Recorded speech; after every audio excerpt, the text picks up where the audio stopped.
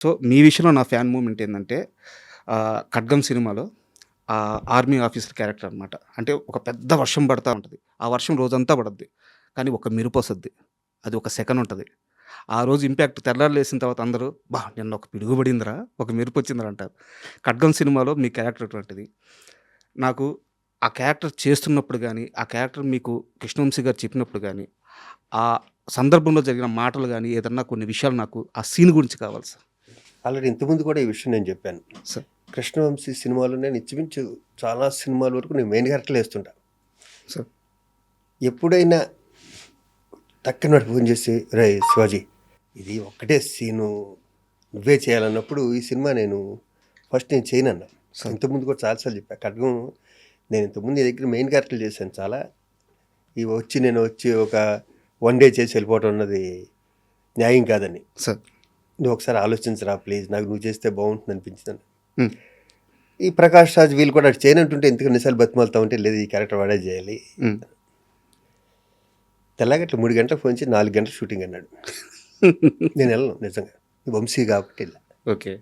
అంటే వంశీ అంటే అంత ఇష్టం నాకు. సార్. 4 గంటలకి ఏదో సాంగ్ జరుగుతుంది, ఎండింగ్ వచ్చి షాల్ చుట్టుకుంటూ వెళ్ళిపోతాను. హ్మ్. తర్వాత నిన్ను నైట్ ఇబ్బంది పెట్టనురా, నీ గురించి నేను పగలే చేస్తానని హ్మ్. నాయుడు గారి స్టూడియోలో అక్కడ సెట్ వేశారు, ఇండోర్ అది. ఓకే. ఆ సీన్ అంత సీరియస్గా ఉన్న ఆ సీన్లో డైరెక్టర్ యాక్షన్ చెప్పబోయే ముందు అంతా మేము నవ్వుతూనే ఉన్నాం. నేను, ప్రకాష్ రాజు, రవితేజ, శ్రీకాంత్, బేసిక్ అందరం తెలియ స్టార్టింగ్ నుంచి అవును. ఫ్రెండ్స్ అవటం వల్ల, వంశీ బాగా క్లోజ్ అవటం వల్ల అంత సీరియస్గా తీసుకోలే సార్. దాన్ని. పైగా నేను వేరే షూటింగ్కి వెళ్ళాలి అది చేసి. హ్మ్. వీళ్ళ జోకులు ఏంటంటే ఈరోజు అవ్వదరా అని. కానీ వంశీకి ఆ సీన్ తెలుసు, ఆగిపోట్టు ఆ సినిమాకి కరెక్ట్. చాలా ఇంపార్టెంట్ సీను. అది పక్కా ప్రొఫెషనలే చేయాలి హ్మ్. అన్నది ఏదో ఉంది అతని బ్రెయిన్లో. 4 కెమెరాలు పెట్టాడు. సార్. ఆ టెన్షన్లో అతను ఉండగా ఒక పక్కన ఉత్తేజ్ మాటలు రాస్తున్నాడు. సార్. వంశీ నన్ను వచ్చి ఒకసారి డైలాగ్ చూడరా చూడరా అంటున్నాడు. కానీ మేము నలుగురు ఇక్కడ జోకులు వేసుకుంటూ కూర్చున్నాం. కాబట్టి విపరీతంగా నవ్వుతున్నాం. హ్మ్. ఓకే, ఒక అరుపు అరిశాడు, సైలెన్స్, వస్తావా అని. కోపం వచ్చేసింది. డెఫినెట్గా వస్తుంది. సీరియస్ సీన్లో మేము జోకులు వేసుకుంటూ కూర్చుంటే ప్రకాష్ అందరూ ఒకటే షాట్ ఓకే, బా! ఒకటే షాట్ ఓకే. హ్మ్. ఆ తర్వాత క్లోజ్లో ఉన్నది తీసాడో అని తెలియదు కానీ హ్మ్. సింగిల్ షాట్ ఓకే అది. సార్. ఇప్పటికీ నేను 500 పైన సినిమాలు చేసినాను. నన్ను ఇంకా ఏదైనా ఫంక్షన్కి వెళ్ళి అక్కడికి వెళ్ళినా ఖడ్గం గురించి అడుగుతానంటే ఆ credit goes to Krishna Vamsi only. Sir. And కొంచెం ఎక్స్‌టెన్షన్ క్వెషన్ సార్ దీనికి. Yeah please. మొన్న సర్జికల్ స్ట్రైక్ సంథింగ్ ఇవన్నీ జరిగినాయనమాట. మనమంతా చూసాము. అవును. దేశమంతా గర్వించే మూమెంట్. ఆ సమయంలో నాకు మీరు చెప్పిన డైలాగ్ గుర్తొచ్చిందనమాట. పైనున్న వాళ్ళు శాంతి, శాంతి అని చెప్పి మమ్మల్ని ఆపుతున్నారు గానీ, 2 నిమిషాలు ఆపి వదిలి చూడండి అంటే, ఆ రోజు సర్జికల్ స్ట్రైక్ అప్పుడు జరిగింది అదే. అదే జరిగింది. కొన్ని నిమిషాలే వదిలింది మన అవును. సైన్యాన్ని. సో, అసల నాకు ఆ ఇన్సిడెంట్‌లో ఆ సీన్ పెట్టుకొని చూసాననమాట. ఒక రకమైన అందరూ పంపించారు ఆ రోజు నాకు. ఎన్ని ఇలాంటి ఆగస్ట్ 15th వచ్చినా, సార్. ఇలాంటి సర్జికల్ స్ట్రైక్స్ వచ్చినా కూడా ఇది బాగా రొటేట్ అవుతుంది. సార్. చాలామంది పంపించారు ఆ రోజు నాకు. అవును. అండ్ సార్ అంటే నేను ఈ క్వెషన్ చాలా తర్వాత అడుగుదాం అనుకున్నాను. కానీ సందర్భం వచ్చింది కాబట్టి ముందే అడుగుతున్నాను. మరోలా అనుకోవద్దు.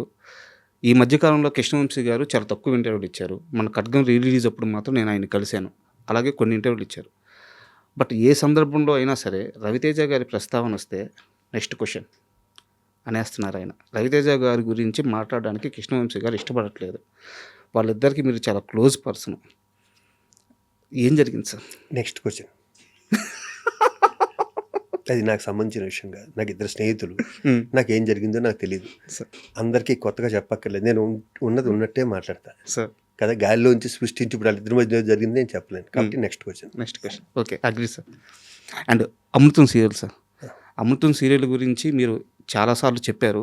మేము కొన్ని సంవత్సరాల నుంచి దాన్ని రిపీట్‌గా చూస్తూనే ఉన్నాము. నాకు ఒకటే ఒక క్వెషన్ ఉంది 'అమృతం' సీరియల్ మీద. ఆ సీరియల్ నుంచి నేను బయటకొచ్చాను. కానీ నా తప్పు లేదు. ఈ ఒక్క స్టేట్మెంటే మీరిచ్చింది. ఇప్పటివరకు దాని గురించి మాట్లాడింది. అసలు ఎందుకు బయటకొచ్చారు? ఏం జరిగింది అనేది కాస్త వివరంగా కావాలి సార్. నా అంటే తప్పులే. Sorry to interrupt you. Yeah. అంటే ఇది మాత్రం సమాధానం కావాలి. ఎందుకంటే 'అమృతం' అనేది కొన్ని కోట్ల మందికి సంబంధించిన ఎమోషన్. 'అమృతంలో' మీరు మాత్రమే మేము రిలేట్ చేసుకున్న క్యారెక్టర్. సో, తర్వాత చాలామంది చేసుండొచ్చు. హిట్టే. కానీ 'శివాజీ రాజా' ఆ క్యారెక్టర్‌కి మాకు గుర్తుండిపోయే క్యారెక్టర్. మీరు ఎందుకు బయటికెళ్ళిపోయారనేది కొన్ని జనరేషన్‌లకి మిగిలిపోయిన ప్రశ్న. దానికి సమాధానం మాత్రం కావాలి. ప్రాణం పోయిన అబద్ధం మాత్రం అన్నాం. సార్. ఇక్కడ నా తప్పు లేదు, వాళ్ళ తప్పు లేదు. సార్. ఒక హిట్ వచ్చాక తలకు ఒక కిక్ వస్తుంది. సార్. ఒక మంచి హిట్లో హ్మ్. ఇది నా వల్ల, ఇది నా వల్ల, నా వల్ల అని. అక్కడ వచ్చిన ఈగో ప్రాబ్లమ్స్ ఏమైంది, హ్మ్. అలాంటిది ఏదైనా జరుగుంటుంది. నేనేదో డబ్బింగ్ చెప్పడం లేట్ అయిందని వాళ్ళు ఏదో అలి హ్మ్. నా మీద ఏదో ప్రోమో రిలీజ్ చేశారు. ఈ కోడి కుయ్యకపోతే ఆగిపోతుంది అలాంటిది ఏదో. ఓకే. వెంటనే నేను వేరే నా ఓన్ ప్రొడక్షన్ స్టార్ట్ చేసి నేనేదో ప్రోమో. హ్మ్. ఈ ప్రోమోల వల్ల వచ్చిన గ్యాప్ తప్పితే నాకు వాళ్ళంటే విపరీతమైన గౌరవం. ఎందుకంటే గంగరాజు గారు కానీ, ఆ టీం కానీ, చంద్రశేఖర్ కానీ, దానికి సెంధిల్ కెమెరా, అవును సార్. వీళ్ళంతా టీం వీళ్ళంతా చాలా అంటే బాగా డెడికేషన్ ఉన్న వ్యక్తులు వీళ్ళందరూ సార్. కదా. ఇప్పుడున్న ఈ వయసులో ఉన్న ఈ నాలెడ్జ్లు ఉంటే నేను దాంట్లో తప్పుకోను ఓకే. కదా. ఒక వయసులో ఒక ఎమోషన్ ఉంటుంది, స్పీడ్ ఉంటుంది, బాడీ స్పీడ్ ఉంటుంది. అప్పుడు సినిమాలు బిజీ, ఇది బిజీ, వీళ్ళు అడిగిన డేట్ ఇవ్వాలి, ఇవాళ చెప్పి రేపు డబ్బింగ్ చెప్పేయాలి, ఇలాంటి కొన్ని ప్రెజర్స్ ఉంటాయి. సార్. దాంట్లో ఏమన్నా మిస్టేక్ జరిగించో చెప్పకుండా శివాజీ రాజా తప్పు మాత్రం 1% కూడా ఉండదు. షూర్. నేను ఆ తర్వాత నేను అమృతం చూడలే సార్. నేను అమెరికా కానీ ఎక్కడికన్నా వెళ్తే తెలుగు వాళ్ళు కనిపిస్తే, సార్ మాకు ఇది ట్రస్ట్ బస్టర్ సార్, మాకు ఈ పనిలో పొద్దు నుంచి సాయంకాలం వరకు ఉండి ఒక్కసారి ఒక ఎపిసోడ్ చూస్తుంటాను సార్ అంటారు. ఆ ఎపిసోడ్లన్నీ మేము చాలా ఆడతా పాడతా చేసినాయి. నేను కానీ, గుండె హనుమంతరావు కానీ, ఝాన్సీ గారు కానీ అందరం. నేను ఇప్పటికీ చెప్తున్నా, నాలో ఏ ఈగో లేదు. క్రెడిట్ గోస్ టు గంగరాజు గారు, సార్.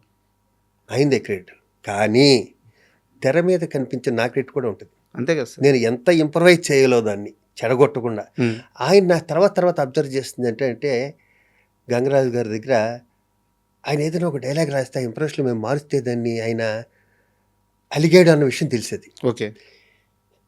నాకు ఆర్టిస్ట్గా నాకేంటంటే, నేను ఏదో ఇంప్రవైజ్ చేసాక దీన్ని బిల్డప్ చేసుకుంటున్నాను కదా, ఒకటేళ్ళకు రెండేళ్ళకులో మారిస్తే అది మాకు వచ్చి చెప్తే బాగుండేది, మూడో వ్యక్తి వచ్చి నాతో చెప్పడం ఏంటి అన్నది కూడా నాకు ఫీల్. ఓకే కదా. ఆయన రైటింగ్లోనూ ఆయన దాంట్లో ఆయన గొప్ప, కానీ నా ప్రొఫెషన్లో నేను కూడా గొప్ప. అంతే కదా. ఇక్కడ వచ్చిన క్లాష్, ఈ మధ్యలో వ్యక్తులు ఉంటారుగా, ఎక్కడైనా అంతే సార్. జరిగింది అయితే ఇది. మరి వేరే ఏమన్నా ఉంటే మీరు గంగరాజు గారిని అడగ, నాకైతే ఐడియా లేదు. నేనైతే మర్చిపోయాను.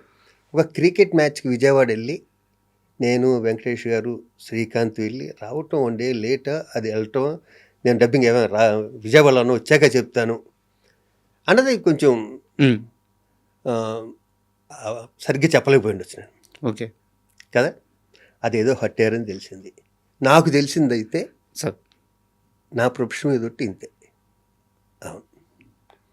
అండ్ అమృతంకి చంద్రశేఖర్ ఏలేటి గారు అంటే ఆయన తర్వాత సినిమాలు చేశారు సార్ డైరెక్టర్గా. అంటే ఒక మాట అనొచ్చు, సిరివెన్నెల గారి గురించి త్రివిక్రమ్ అంటారు, తెలుగు సినిమాకి, తెలుగు సినిమా సాహిత్యానికి నోబుల్ స్థాయి సాహిత్యం రాయగల కవి ఆయన, అలా అమాయకంగా మన దగ్గర ఉండిపోయారు అని చెప్పేసి సిరివెన్నెల గారు ఒక మాట. అద్భుతం ఆయన చెప్పింది, విక్రమ్ గారు చెప్పింది అద్భుతం. చిన్నది చెప్పండి సార్. నాది సిరివెన్నెల సీతారామ శాస్త్రి గారు తండ్రి కొడుకులు అనుబంధం. వాళ్ళ అబ్బాయి పేరు రాజా, నా పేరు రాజా. అవును సార్. నేను ఎప్పుడు స్టార్టింగ్ అంటే కళ్ళు సినిమాకి తెల్లారింది, నా ఫస్ట్ సినిమాకి తెల్లారింది ఇలా ఉండే పాట రాసింది ఆయనే, పాడింది ఆయనే. దాంట్లో చిన్న క్యారెక్టర్ కూడా చేశారు. అది ఆయనకి కళ్ళు సినిమా అన్నది సిరివెన్నెల సీతారామ శాస్త్రి గారికి 3వ 4వ సినిమా అనుకుంటాను సార్. కానీ లొకేషన్లో ఉండేవారు ఎప్పుడు. ఆయనకు అవసరం లేదు, లిరిక్ రైటర్కి లొకేషన్లో ఉండవలసిన అవసరం లేదు. మా ఎంవీరావు గారు, గౌరవం అప్పుడప్పుడే పైకి వస్తున్న ఇది ఉంటుంది కదా. దానివల్ల ఇద్దరం కలిసి వైజాగ్ బీచ్లో నడిచినవి కానీ, ట్రైన్ జర్నీలు కానీ, నన్ను వాళ్ళ ఇంటికి తీసుకెళ్ళి, నన్ను రావు గారిని వాళ్ళ ఇంటికి తీసుకెళ్ళింది కానీ, వైజాగ్ దగ్గర అది ఏదో ఊరు, ఒక 3-4 గంటల ప్రయాణం అనుకుంటా.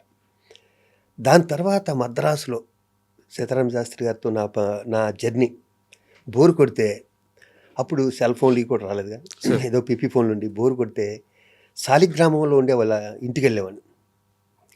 ఒక 3-4 నందులు వెనకాల కుర్చీ చేసుకుని ఆయన, డాడీ నాకు ఎప్పుడో వస్తున్నాను నంది అడిగేవాడిని, ఈ నందులు నీయరా అనేవాడు. అలాగే ఆయన పద్మశ్రీ వచ్చాక నేను ఆఖరిసారి కలిసింది అయితే, మధ్యలో ఎప్పుడైనా కలవటం, తర్వాత ప్రపంచం గర్వించదగిందాక త్రివిక్రమ్ అన్నారు ఆయన అన్నారే, అంత గొప్ప రైటర్ అయిపోయాక కలవటం తక్కువైంది. ఆయన పద్మశ్రీ వచ్చాక మార్నింగ్ వెళ్ళి టైట్ హగ్ చేసుకుని ఇద్దరం, డాడీ అంటే రాజా అని ఒకే ఇచ్చి 10 నిమిషాలు ఆయన దగ్గర కూర్చొని వచ్చాను. అదే లాస్ట్ కలవటం.